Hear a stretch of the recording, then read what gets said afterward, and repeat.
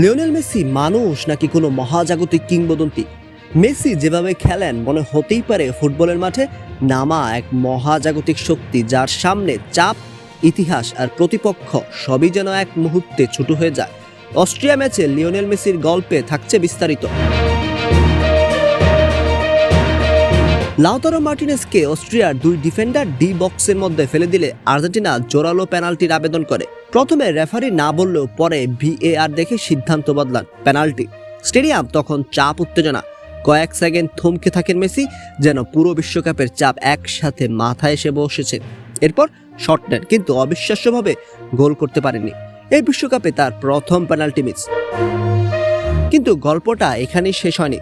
এই ব্যর্থতার পর যেন আরও ভয়ঙ্করভাবে ফিরে আসেন লিওনেল মেসি। 38 মিনিটে বাম দিক থেকে আর্জেন্টিনার আক্রমণের শুরুতেই তিনি নিজেই ফিনিশ করে দুর্দান্ত এক শটে বল জালে জড়িয়ে দেন নিখুঁতভাবে। এই গোলের মাধ্যমে তিনি বিশ্বকাপে 17তম গোল করে ইতিহাসের নতুন উচ্চতা স্পর্শ করেন।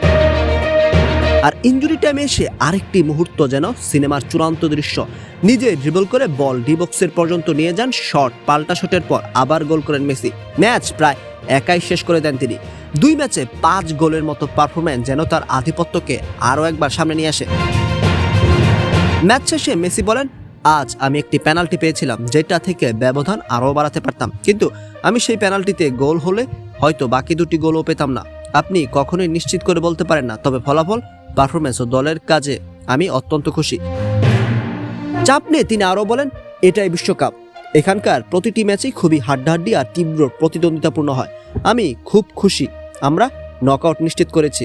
এই 6 পয়েন্ট পাওয়ার কারণে আমরা এই সপ্তাহ স্বস্তিতে কাটাতে পারবো। শেষ পর্যন্ত প্রশ্নটা থেকেই যায়, সে কি শুধু একজন ফুটবলার, নাকি এমন কেউ যিনি ভুল করেন আবার সেই ভুলকেই ইতিহাসে পরিণত করেন?